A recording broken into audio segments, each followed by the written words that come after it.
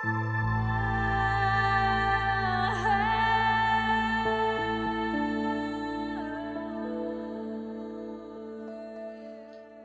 hello, hello, and welcome to Rainbows Rising, where we ascend together.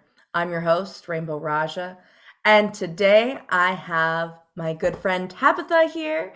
She has filled in for the guest that I had set up. His name was Laszlo. We're not going to be seeing him this month. Boo. He was unable to make the appointment, and I hope to have him on in the future. But until then, we have Tabetha here to tell us a little bit about herself. Welcome, Tabetha. Hi, Rainbow. Thank you so much for having me. I really am honored to be here with you. So, to tell you all about myself, there's so much to tell. It's always a struggle, but to just hone in on a little bit, I am a certified clinical hypnotherapist. I am an alchemist and a Celtic druidess. And I've been working, healing, and coaching and doing hypnotherapy for close to a decade now. And I'm also working on a book. I am bringing a goddess awakening program to my clients. And I also teach at Bene Mudra. So, yeah. Wow, that's a lot that you're doing. That's pretty remarkable. Thank you. So, I we actually connected on Instagram. You had commented on the post I made about Ho'oponopono a couple weeks ago, and I reached out to you because I was guided by my guides. They were like, "Hey, look, it's Kismet." So I reached out. I was like, "Hey, would you want to fill in for this spot that opened up?" And thankfully, you were available. So you actually told me you do a lot of gratitude practices with your clients in life coaching. Mhm. I would love to hear about like how that's been affecting your clients, how you've seen gratitude practices help you in your life and on your journey. Yeah. So I am a disabled light worker, which is something that I'm very open and proud about as a person dealing with multiple chronic illnesses and yet thriving with them. That's something that I work with a lot of my clients on if they're dealing with similar challenges or even mental health challenges. And I also just like to advocate for the community itself. Within that, I find that for the community, um, gratitude in the beginning can actually be a concept that's kind of hard to grasp or challenging, especially in the really tough times. And it was for me initially. Most of the tools that I develop and then bring to my clients are because they were something that got me through the really hard times at first. And so it was something that I really struggled with a long time, especially I've dealt with about 20 different types of pain, chronic pain. I have one that is one of the rarest forms of chronic pain. I mean, like 1% of people in our country have experienced this specific type of chronic pain. I compare it. The only way that I can explain people what it feels like is like being set on fire and stabbed all at the same time. Like I won't get too into it because I don't want to go too heavy, but it's a really hard sort of thing to try and deal with. So in those times, or somebody's dealing with something similar, or they're dealing with really hard grief, and people are like, oh, just focus on being thankful and what are the good things. And it's like, oh, well, just being thankful for a sunny day or that I have a roof over my head doesn't always feel like the best thing to hear or to try to focus on. It feels sometimes dismissive and can actually like bring up feelings of anger. And yet we know that practicing gratitude in general is healthy. Mhm. So what finally got me to a place where I could get there, and now that I work with my clients on, is something that isn't specifically gratitude. It's a baby step there, it's a mid step, and it's called the done rights or the went rights. So throughout the day, if you're in a really rough place and gratitude isn't something where you're like, I can't just dismiss how bad everything is right now and be like, oh, I'm grateful because there's a pretty flower on the ground. Mm-hmm. We can acknowledge that, okay, it's a bad week, but what in your day is going right? We don't have to say, oh my gosh, it's perfect. It forgives everything else. But the brain just has this tendency to always focus on the negative. Mm-hmm. And then that creates more negative. What is negative sticks in our head like Velcro. What we see in the day that's positive just slips off like something like butter on Teflon. So just focusing even in minor ways, even in a way that doesn't feel dismissive, by pointing out, okay, fine, it's been a tough day, but at least my car didn't break down this time. At least my boyfriend came by and he brought me flowers, and that went right. That was really sweet. At least my medicine really helped to curb what I was feeling. At least I got my paycheck in and I was able to cover those bills. All those little things in the day that actually go right and help to make some things easier. That was what started the gratitude practice for me. And eventually I did get to the place then where, okay, now I can do gratitude. And it's still, of course, the days where, okay, no, today I'm going to choose just the went rights. But then on the good days, now I can embrace gratitude in the ways that for a while I was really blocked for. And so there are definitely certain clients where I share this with them and they're like, oh, wow, okay, that is something that I feel like I can do. And it is, I really love sharing that one. I feel like it's a really good baby step into that gratitude practice that is really healthy. And I know that you are really a big advocate for in your own work. Yeah, I definitely resonate with that. I know that for me, I even like when I started doing gratitude practices, gosh, it was over 7, 8 years ago. I was in massage school and I just started learning Reiki, and one of my teachers were like, hey, you should try this. And I was like, meh. Like I didn't really have much good going on in my life. So I actually, I'm a sarcastic person. So I actually started with being grateful for bad things. I started with being grateful for bad things. Like, oh yeah, thanks so much for this flat tire. But what's interesting is the more that I did that, like really weird, good situations would come from me being grateful in those moments. Like, oh yeah, thanks universe for the flat tire. But then somebody would be like, stop and help me. And I would learn these wonderful things about this person. They'd give me their card. We end up being friends or whatever would happen. And I then would end up driving going, oh, thanks, universe. Actually, that was really great. So to hear the little things, like to be like, thank you for giving me enough strength to do my dishes today. Thank you for giving me enough strength to like clean up my mess. Those little things, getting one task done, that really can make huge shifts and balance in your day. So it sounds like one of your biggest struggles is having chronic pain. Now, I also really relate to that.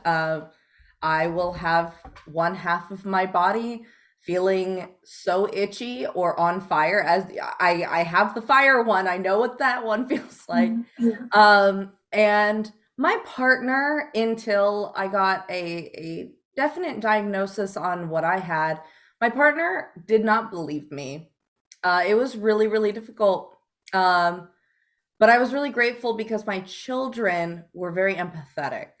They were like, oh, mommy, here's a hug. It seems like you don't feel good. And I'm like crying in bed because it hurts so bad. And my partner's like, just take a deep breath. And I'm like, it's really hard to take a deep breath when my skin is not obeying me. I'm doing Reiki and nothing's happening. So, in regards to working with clients, because it sounds like you're a life coach, right? So I'm a hypnotherapist first Okay. and a healer, and then the coaching is just kind of like an addition in the package. Yeah. Absolutely.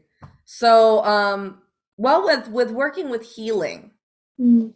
because this is also an interesting topic for people who like have I don't know if this is the right way to say it, but chronic disappointment with their life or chronic, where people are just kind of pessimistic, but I don't like to say necessarily pessimistic. They just haven't had a lot of wins to feel like there's stuff to work for, right? How do you work in healing? I guess the wound that should be gratitude, right? Because there's a lot of wounds for people who can't find gratitude, and it's through chronic disappointment. Yeah. That's what I love about hypnosis. And that's why no matter whatever modalities I pick up or however I shift as a human, because initially when I started my journey, I was just clinical. I was not spiritual at all. I was not a druidess. I was not into any of those things. And now my practice is not, it's like 50% hypnosis and then 50% all these other modalities, but it will always be grounded in trance. The practice will always be packaged in trance because that's just what I love about it. It makes everything so easy. You can bypass so much by speaking straight to the subconscious. So there are those clients where there are more blocks, there is more resistance Mm-hmm. simply because of a lifetime of buildup. Sometimes it's a lifetime of disappointment, or sometimes it's just their own kind of personality, their own kind of sign that's just very like stubborn Mm-hmm. to change, even for their own good, or they're afraid of change and gratitude. Yeah. Even sometimes maybe past life stuff that's built up. But in the most little ways, when I'm speaking to the subconscious and just having them super relaxed and really enjoying the healing that's going on, I can just put in these loving suggestions and these moments of gratitude and acceptance, even just for the moment they're enjoying there, and just giving a little suggestion for the future. And I'll throw in a little Reiki and a little light work and a little like the symbol for like the emotional healing in Reiki and stuff to kind of open up some of those blocks, and putting that all in while I'm kind of bypassing the blocks that are built into their subconscious. So it still can be a longer journey with some of the really stubborn clients, but that's what I love so much about hypnosis is some of those people that might be more challenging for like a coach who doesn't work with hypnosis at all. A lot of times I can be a little sneaky and be like, we're going to just lovingly like bypass, create a shortcut through these things and let you feel how wonderful the release and gratitude is right now, and just speak straight to spirit and speak straight to like your energy, your highest self, and let you feel good, let you feel your fullest empowerment, let you feel love for your body. Sometimes they just need like forgiveness in their own body and all of that. So it's a combination of kind of the practice of hypnosis and letting them really feel all those good things that come with gratitude and empowerment and letting go. Oh, absolutely. So, I think it's really interesting you started in a clinical space Yeah. because I started in massage, which is very clinical, and evolved into now what I do, which is very integrative of like different modalities.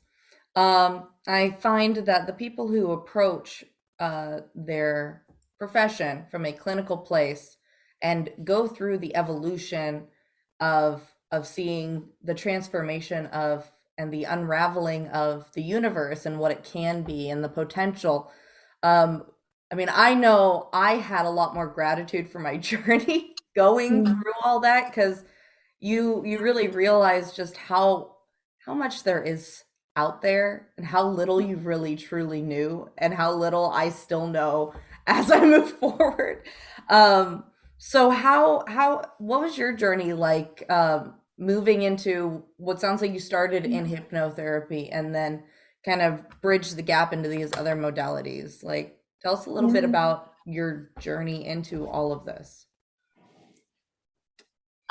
So I'll give you like the smallest synopsis, but it really was so big of a journey, really deep,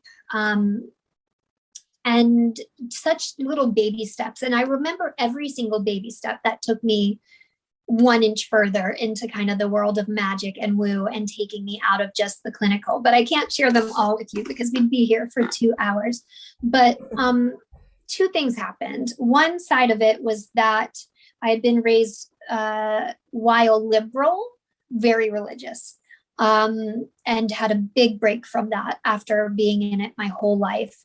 Just it was not supporting me with all my challenges that I was having personally, as well as watching the country just turn what was supposed to be loving words from their Messiah into a lot of hate and judgment. And I went through like 3 years of kind of the dark night of the soul, which was also my spiritual awakening, essentially.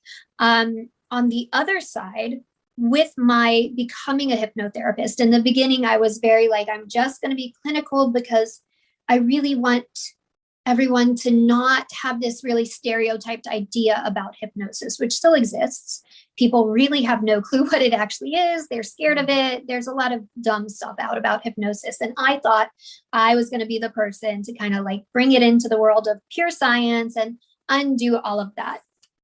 I'm not that person anymore, though I still hope to bring it to America in a different way. But what happened was I wanted to be the very best hypnotherapist I could be.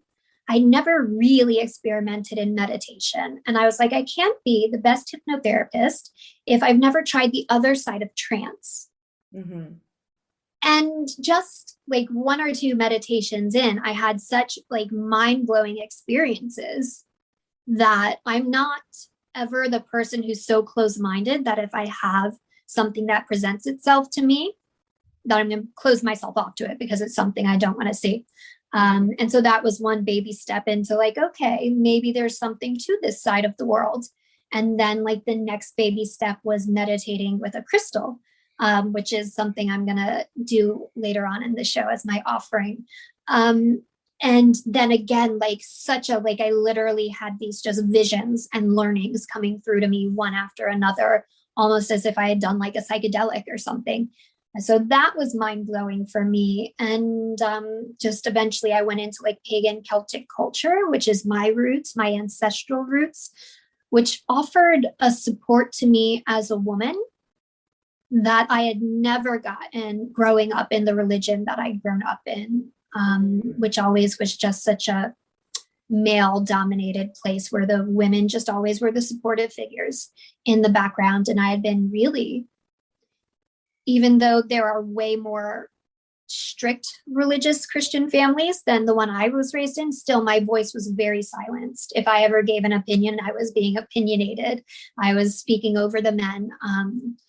So finding this ancestry from the Celtic background where there was a time before patriarchy and the women were not just equal to men, but they were celebrated really for their strength, for being life givers. The queens were the warrior queens who led the armies. If they had been mothers, then they were celebrated for their sexuality in that way and valued as partners. Virginity wasn't really seen as a thing or prized. So just so much value I found in representation in that way, that there was a world that existed where women were not just able to be those things, but they were celebrated for those things. And that's part of the work I do with my clients, as well as connecting them to their roots and their culture in times when, whether it's women or whether it's people of culture, there were places where they were not oppressed, and we can connect to that power line. Or there's deity that represents them in the fully most glorious, powerful way, and we connect to that power line and that representation.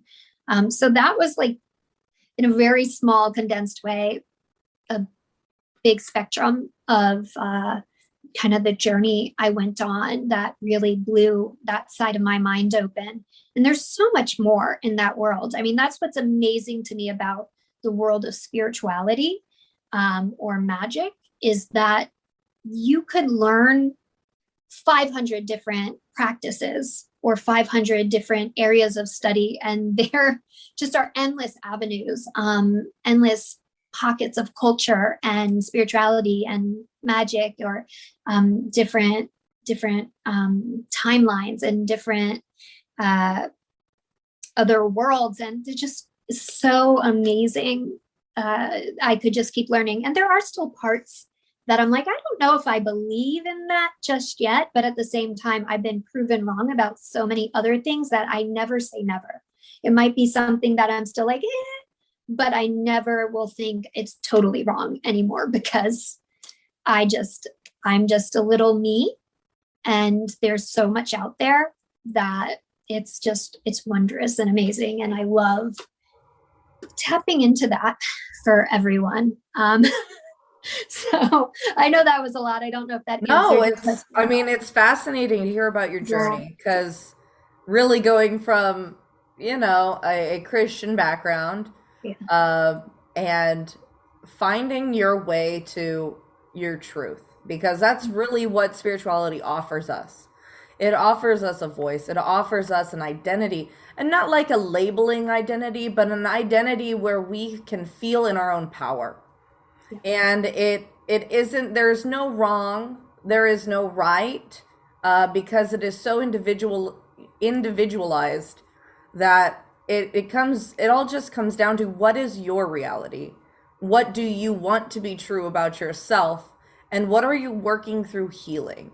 And that's what I find to be so powerful about the spiritual journey.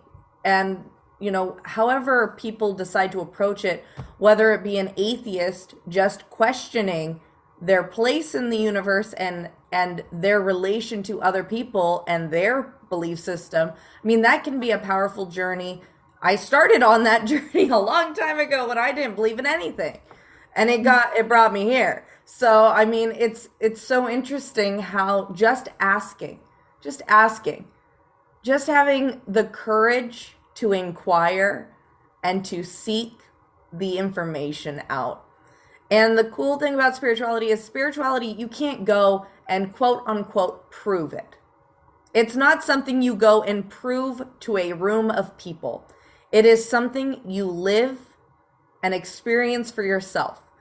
And if you go into it with a preconceived notion, well, let me tell you, you will walk away with a completely different experience than you thought you were going to go into, whether it not happen at all, just because, the universe wants to be like, well, you didn't know, or you go in thinking nothing's going to happen, and then suddenly the roof of your brain just gets blown. You're like, whoa, I did not expect that at all.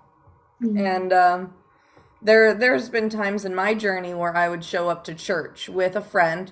I'm not, like I said, I'm not Christian. I was never really into the organized religion. I had questions that never got answered, and that left me really sour as a kid.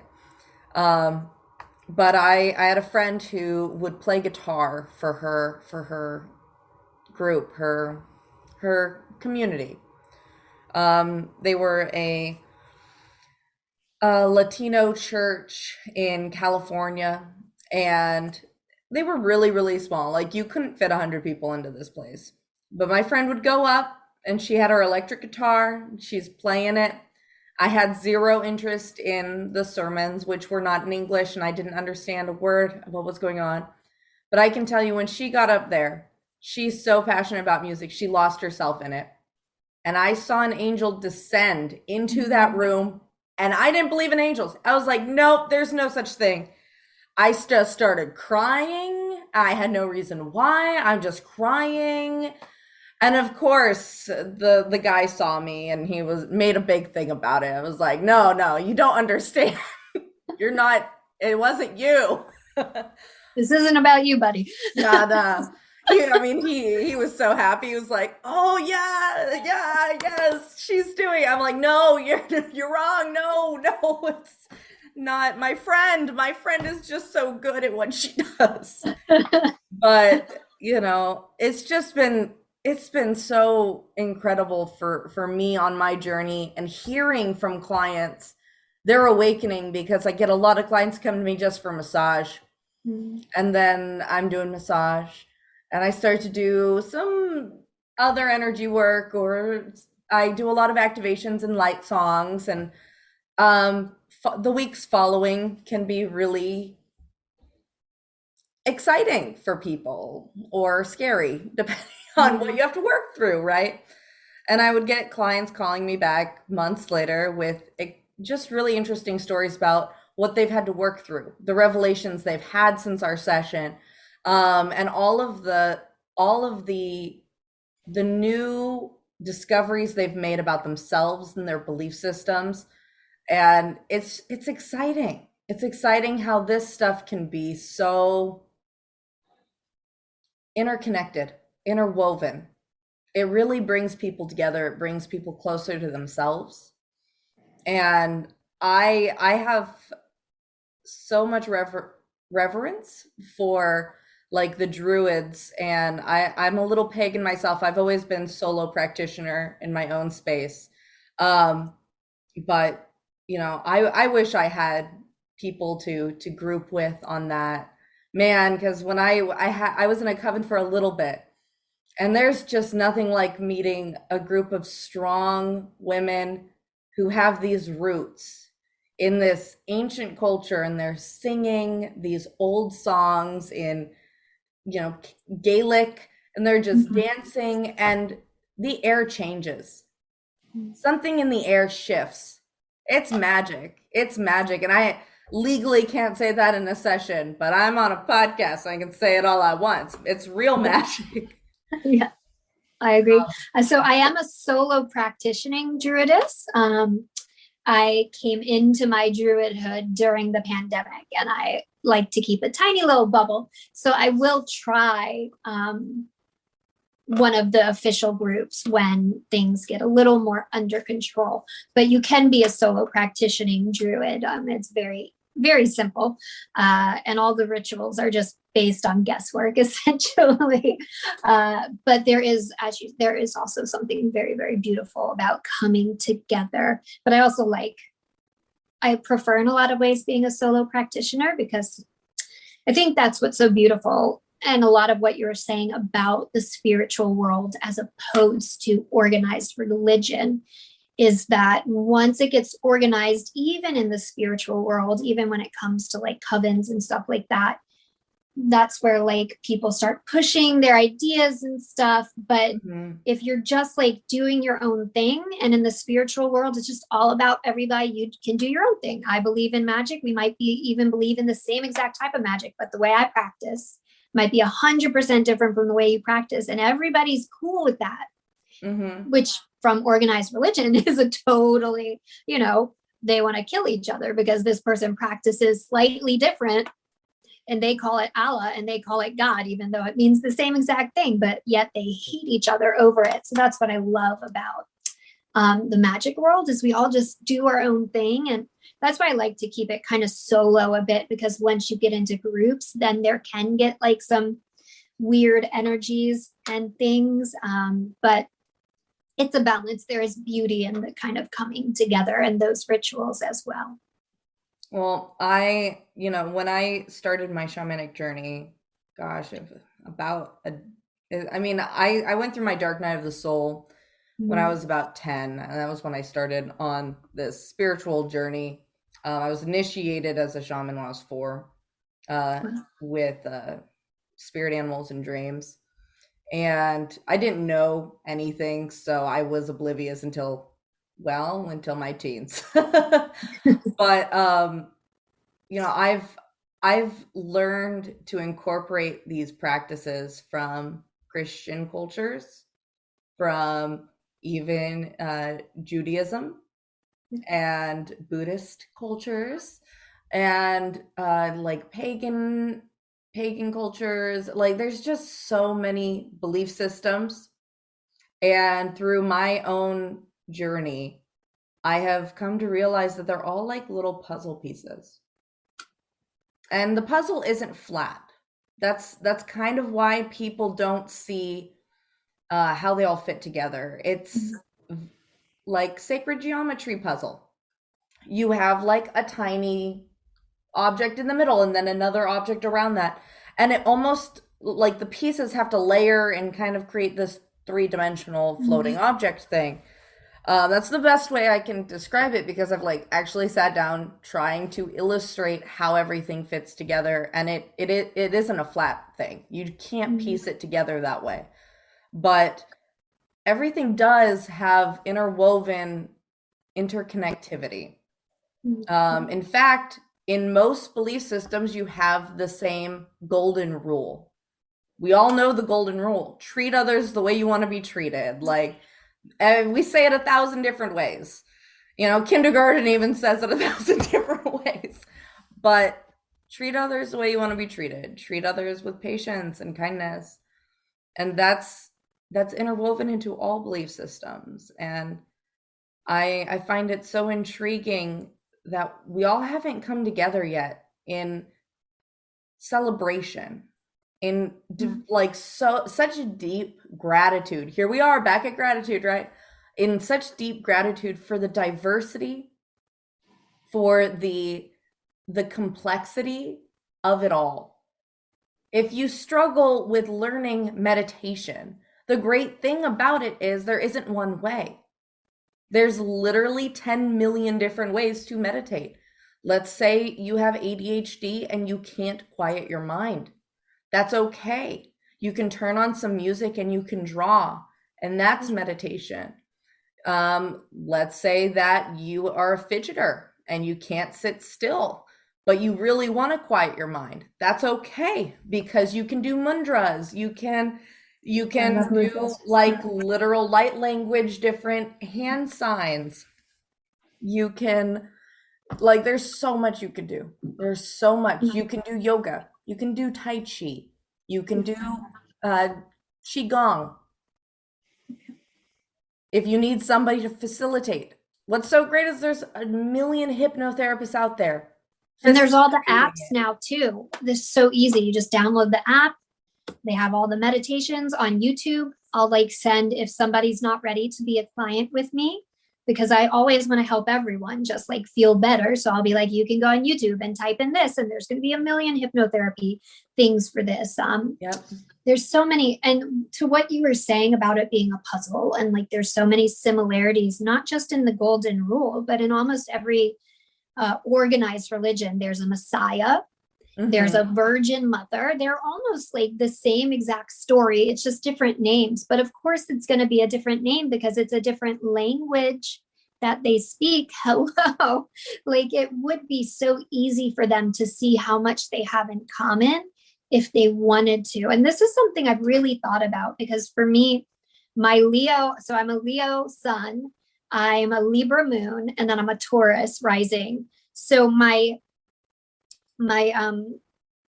justice is very strong from the Libra, and then my like truth telling and my also just like very upfront kind of personality is very strong from the other two.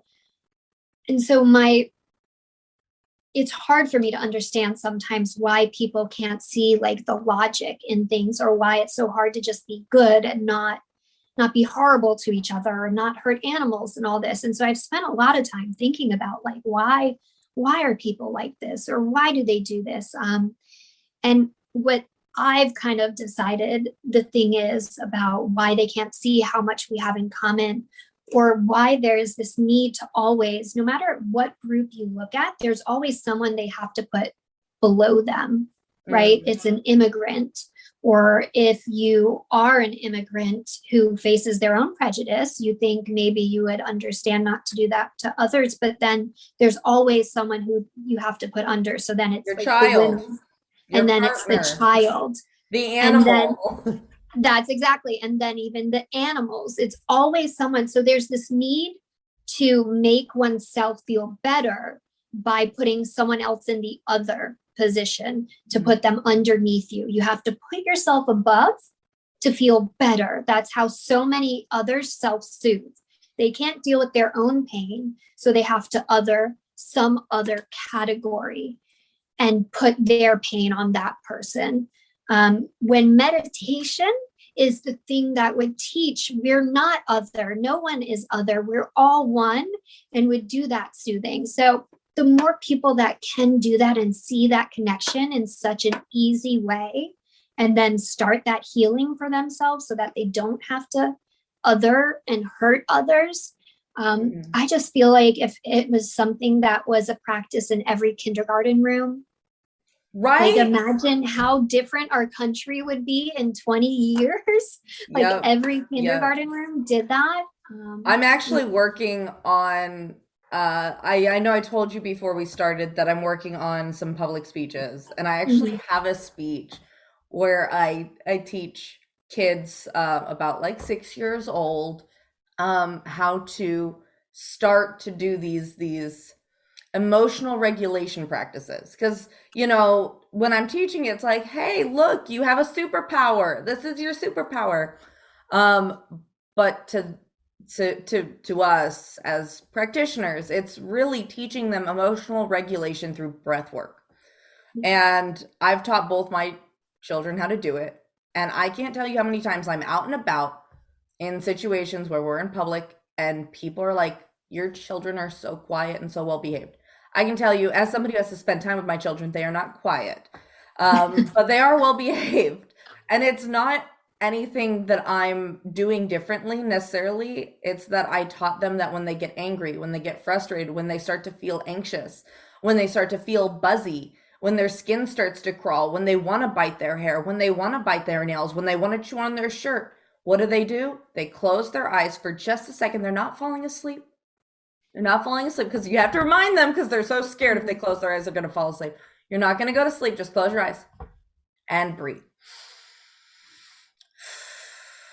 And I allow them to feel into their body and remind them that the outside world isn't all that is.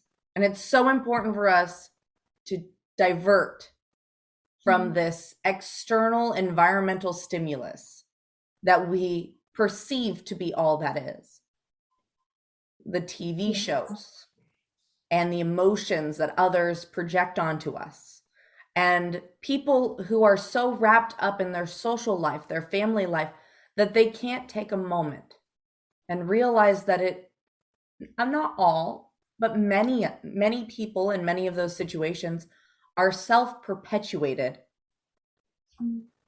They're self-perpetuated. Yeah.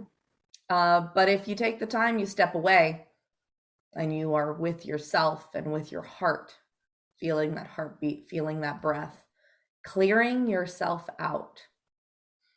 It's a lot easier to see that you can just be, and those people can be whatever they want to be, and you don't have to react, which diverts a lot of drama. Yeah. I mean, there's so much like that you said that's just like beautiful. And I love that message for adults as well as for children. But yeah, I could definitely see that diverting so much drama. And I just think if we could help raise our kids with those practices and those beliefs, um, especially in those places that aren't open to it, so many things like bullying and gender boxes and just all those little boxes that hurt people in their souls would just be so like released and freed. And it's just like really beautiful to think about. And I know there are places that are doing those practices and creating those little bubbles right now. And you planning to speak on it is going to just create that even more. And those places and those pockets are beautiful. And I just hope they breed more. Yeah. Well, I know it all starts with us, the parents. So for anyone out there listening who has children, start with yourself.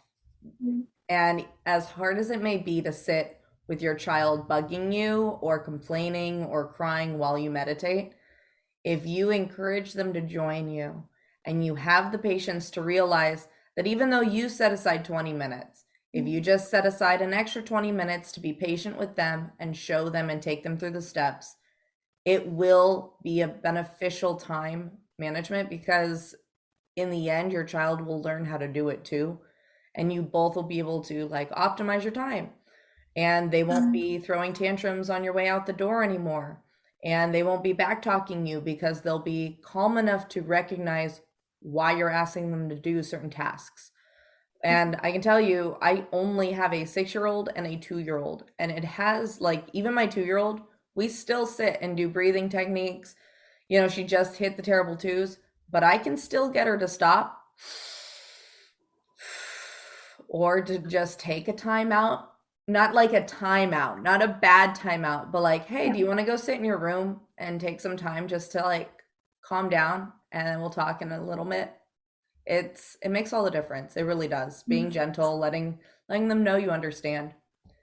So just to bring us back, because we went a little tangent. So you said you had some things you want to share that will really help the listeners with, you know, upping their gratitude game, right? We want to give them something they can incorporate into their life. I think you talked about crystals. Yeah. So I wanted to talk specifically more about just like some easy taps into like meditation, which will then help with the gratitude, and share what I think working with crystal, especially if you are someone who has challenges, be it mental or physical. It's interesting in the spiritual world, there's kind of the thing where some people are like, oh, they're just like the placebo effect, but even do it, even if it is the placebo effect. And I'm like, no, I'm sorry, but there's actual there's scientific evidence as to why crystals work. So I don't go with just the placebo effect. There's real reason as to why crystal works. And the other thing is some people are like, oh, you don't need the tools. You are enough of a tool. However, that may be true for some people where you are with your journey. You might be. You don't need any tools. You don't need any crystals. But one, they're fun. They're pretty. But two, if you are someone who is dealing with chronic illness, you don't always have the wells of energy to just pull from, to be the source of all the energy and all the tools all the time. So that's when using things like crystal are like, no, if you need a tool, you need a tool, and don't let anybody like make you feel bad that you're not just like pulling source energy all the time by yourself. Now, this is just a personal belief of mine, but I've worked with crystals my whole life. And I have learned, being a shaman and sitting and meditating with crystals, that they are sentient beings. Oh, so yes. They're actually teachers. They're not tools. They are beings. They can't talk in the way that we do, but they speak in other ways. And you know, I strongly believe in tools, especially when you are not disciplined enough to do it on your own.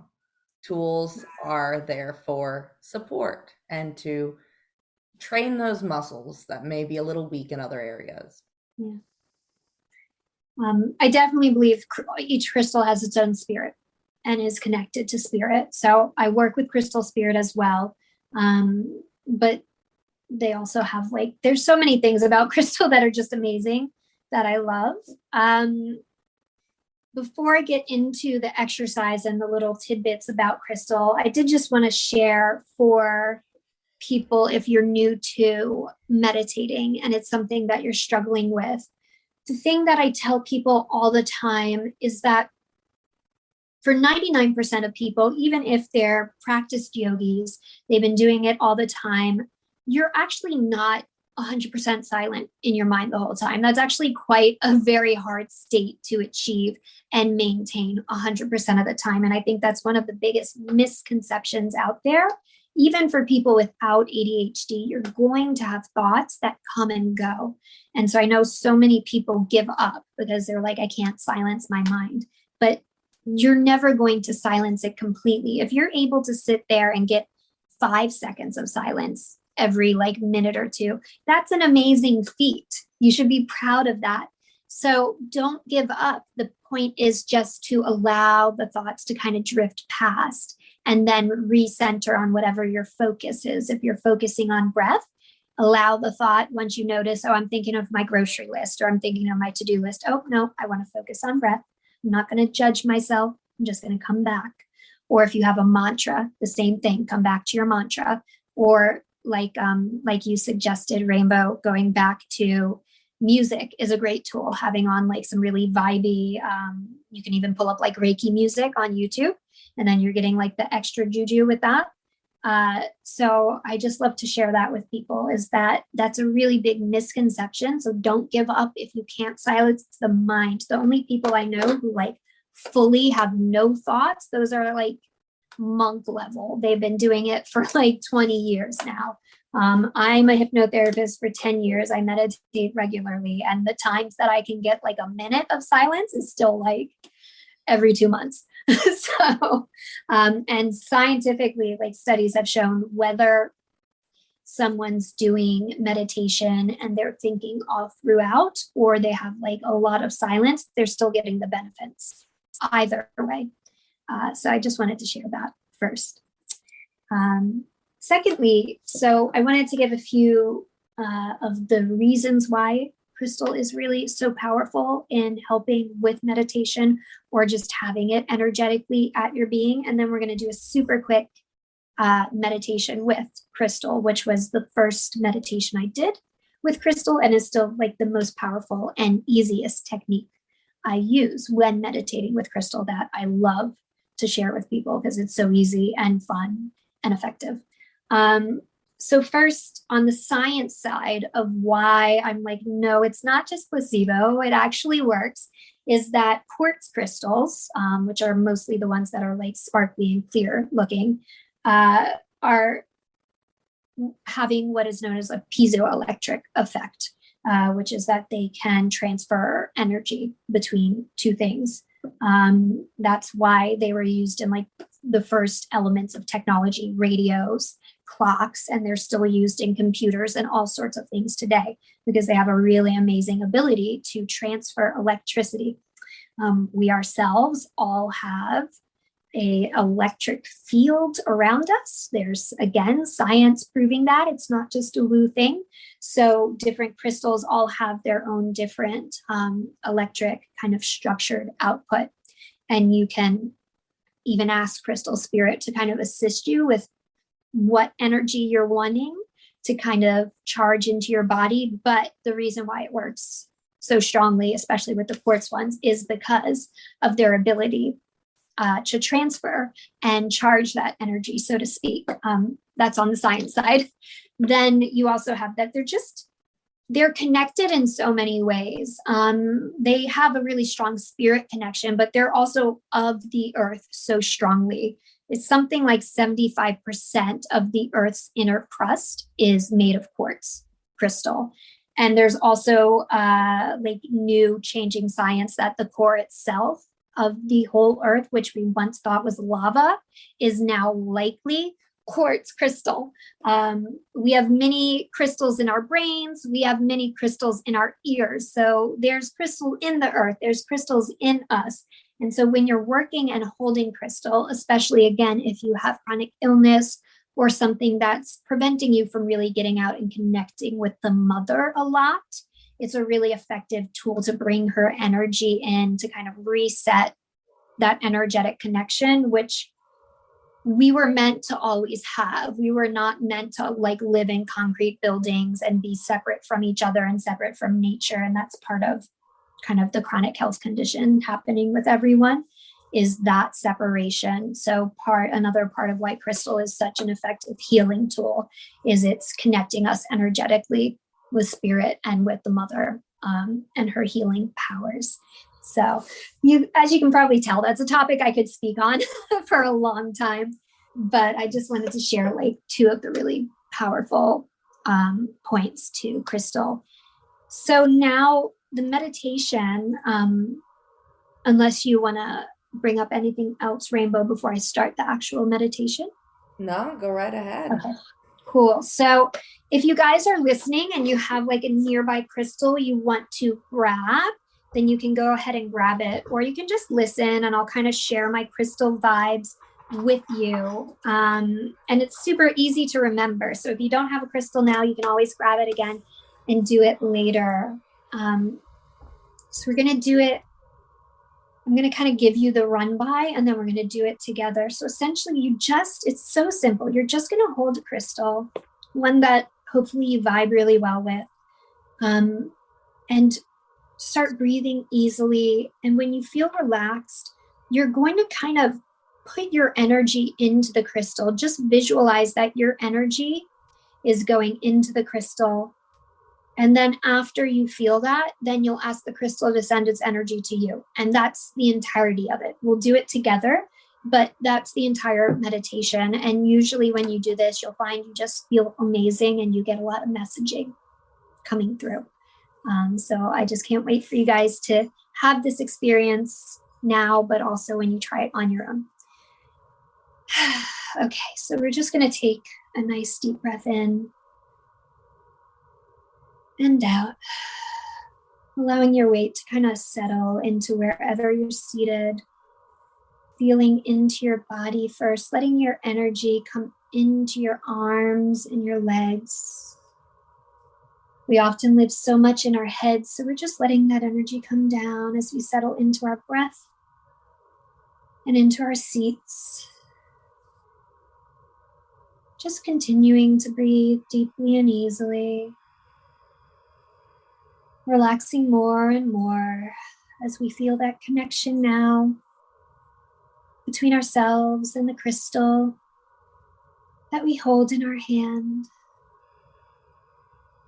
In a few minutes, not yet, but soon, I'll assist you in connecting your energy deeply with that of the crystals. But first, we're just going to enjoy this lovely, relaxing moment.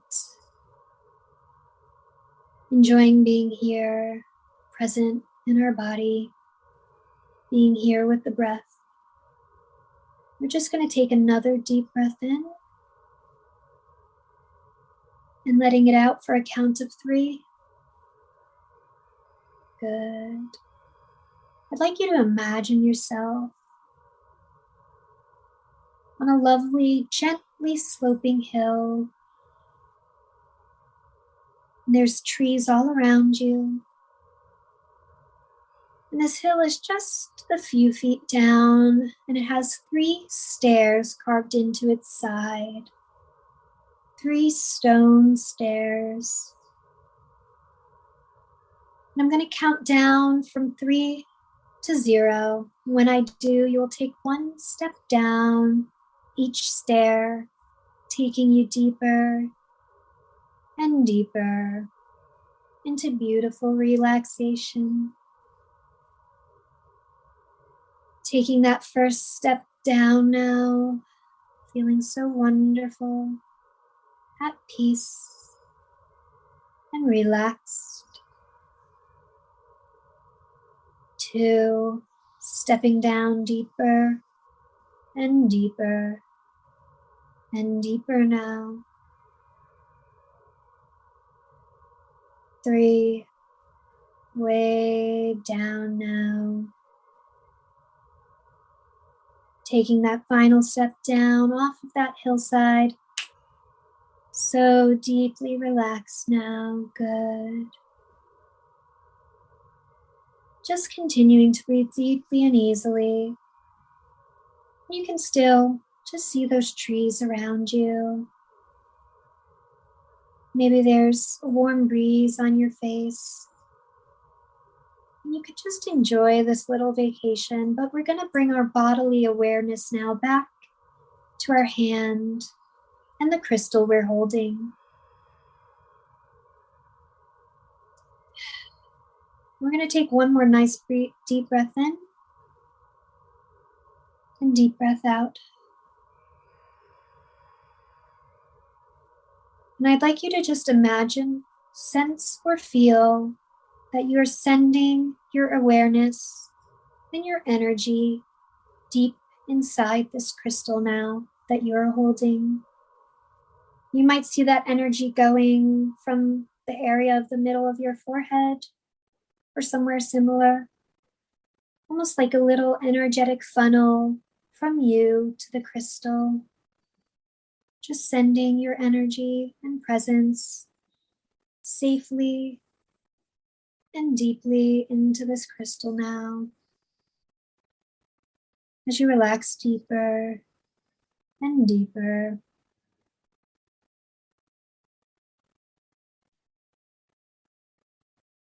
And as we share our energies, we can ask that the crystal also send its healing, wise energies into us in this beautiful exchange as we continue so relaxed.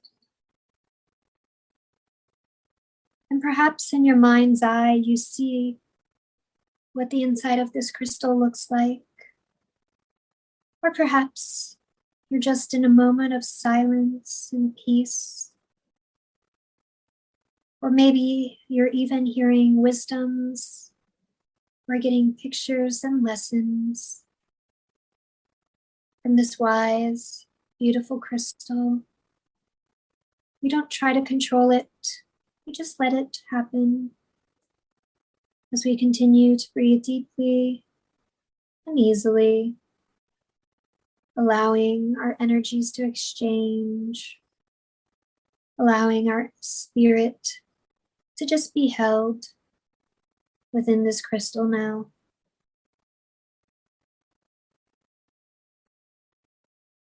And we're just going to go for one more minute, and I'll allow you to embrace this moment on your own in silence for just a moment or two now.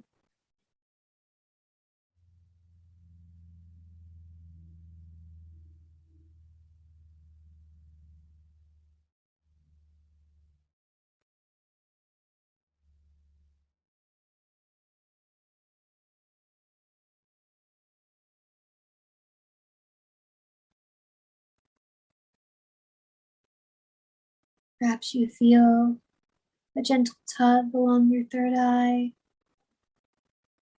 with that energetic exchange, deepening your journey, opening you to gratitude, just anything in this moment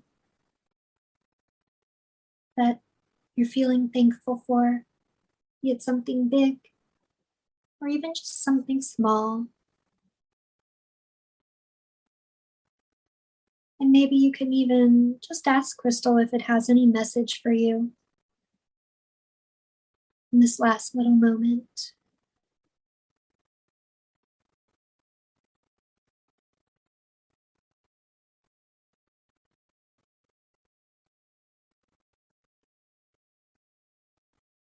Good. Now just letting any last little thing come through just as quickly as it needs to. And allowing that to set in deeper and deeper now. This wonderful healing, this wonderful moment of gratitude and connection. And just finishing with one nice inhale and exhale. And just send your thanks and gratitude to the crystal and to the mother. And just to yourself as well for being present and giving yourself this time to be in your body, to be with spirit. Just allow yourself now to feel some more energy and movement coming back into your arms, your legs. Taking in another nice deep breath in and out, and letting your eyes open, ready for the rest of the day, feeling excitement and gratitude. Thank you. That was so nice. Oh, you're very Relaxing in welcome. the middle of my day. Good. I needed that before wrangling children after nap time. So I hope all of you out there who had crystals handy were able to enjoy that. I mean, that was some really deep. I noticed you were doing some hypnotherapy stuff. It went pretty deep, and that was nice. That was really nice. So thank you for sharing your gift with all the listeners. The wonderful thing about hypnotherapy, which I don't think she mentioned, is that when your subconscious is like, accessed. It allows you to be a lot more open to suggestion. And the suggestion today is maybe take a look at your life and see what areas you have gratitude for, whether it be the practices that give you hope in yourself and in your future and in all that there is to discover, or take a look at your gifts that you have, take a look at your family, take a look at, the wonderful, like, first world, luxuries that we all have, like having a roof over your head. I know that that can be triggering for some, but there are a lot of people who are homeless. There are a lot of people who don't have roofs. So even just having gratitude that you have a roof, whether it's yours or not, is that can be a very powerful practice to just contemplate. So that's what I encourage to end today, especially since in a couple days we're going to be having, our American holiday, because this is an international podcast. So for anybody who is in America listening, happy Gratitude Day, because I don't really do Thanksgiving. Sorry, you guys. I think that's It's a weird one. It's a kind of weird yeah. one. It's I don't really like the idea of um celebrating this. Mm, Yeah, we're gonna call it just Gratitude Day. And I will be talking, for all of you out there, I will be talking about Indigenous Culture Day. I can't remember the specific name. I have it on my calendar. I think Do it's you know? native, but yeah, but it's the following day, and I'm so Yes, glad that yes, now we're celebrating them instead of yes. what we did So to them, which is not something to be proud of. So they're yeah, coming front and center, and that's much better. yeah. So I will be covering Indigenous Heritage Day Yeah. next week for all of you who want to tune in, where I'll be sharing things that I've learned through my interaction with, history, and as well with the practices that I practice that are, I'm not going to give any specific tribe credit, but I do incorporate a lot of the ancestors of this land. I pay homage to them because even though I may have been an ancestor to the colonials, you know, I don't believe what they did was right. And so I want to make it right by putting my heart and soul into practicing and communing with the ancestors of the land, whether that be the animal ancestors, the indigenous peoples, and all that.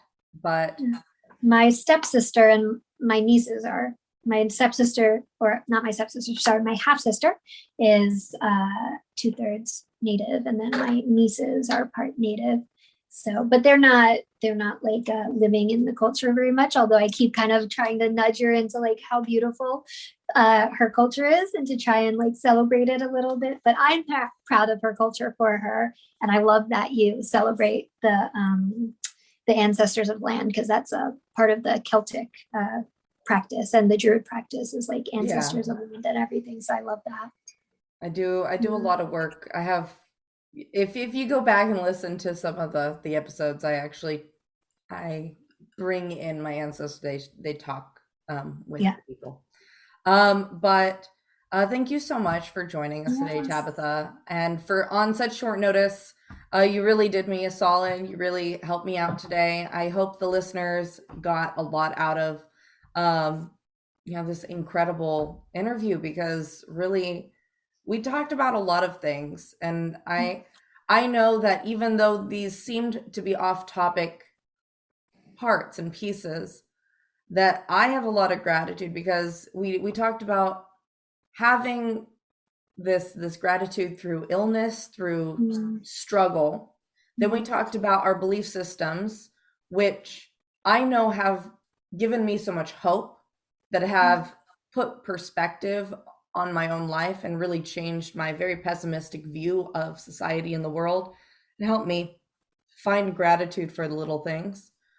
And with working with crystals and having, knowing that you need to have the space see all that there is. Mm. So that's, you touched on some really powerful points today. I just really want to thank you for your time. Well, I'm so grateful to be here that you invited me, and it's been a blast. And I'm just really happy to have met you and had this conversation. And thank you. Yeah.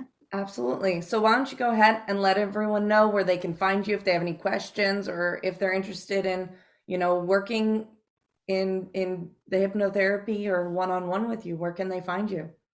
Okay, so my website is alchemichealing.com, and I'll spell that because it's Gaelic. So that's AILCEIMIC healing.com. It's just Gaelic for alchemy. And then my Instagram, which is kind of the place that I live when it comes to online stuff, is the alchemic Awen, or sorry, I'm going to say that again, the alchemic Awen. As well as I'm on YouTube, which is Alchemic Healing. And if they're interested in any classes that I do, that's at Bene Mudra, which is benemudra.com. Yeah, so if you want to check me out, probably my website or Instagram are the easiest places to find me. And I will be putting all those links in the description below, so you guys go check her out, and visit her website and just take a look at what she's doing, because as you can tell, she has a lot of specialties. And I know we all can use a little bit of extra relaxation in our days. So once again, thank you all for tuning in. Thank you for coming back week after week. I really appreciate all of you guys, sticking with me, doing the work at home, doing all these practices that I give you every single week. And, it takes a lot of courage to look at yourself and do these harder practices where you're really having to put in a lot of time and effort. So you guys are doing so great. I'm so proud of every single one of you, and I hope you guys keep ascending together. Have a good day, guys. Bye.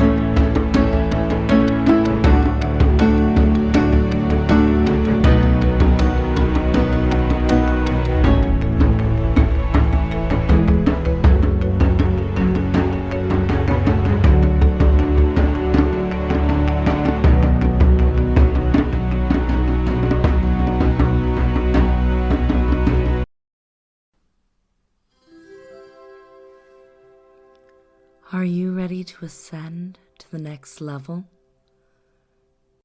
This is Rainbow Raaja, your spirit guide calling. Please be sure to keep all arms and legs inside your vessel at all times. I'm just here to remind you to take some time today. Support Rainbow's Rising podcast. Go. Join the Discord community. Check out the Patreon. Get some stickers, custom tarot cards. Check out the merch. The merch. You know you want to. Go connect with Rainbow Raaja. Maybe even get a session. Who knows? Your support helps make this show possible. And she loves to support you. Help support her too. Once again, this is Rainbow Raaja, your spirit guide, guiding you to your ascension.